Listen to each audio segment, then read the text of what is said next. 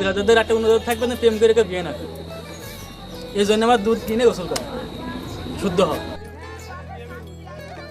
৮ বছর প্রেমের পর বিয়ে। শুরুতে সুখে শান্তিতে থাকলেও বিয়ের ১.৫ বছর পর থেকেই শুরু হয় অশান্তি। ৬ বছরের মাথায় সংসার জীবনের ইতি টেনে ১.৫ মণ দুধ দিয়ে গোসল করলেন চুয়াডাঙ্গা রুদ্রনগরের সবুজ মিয়া।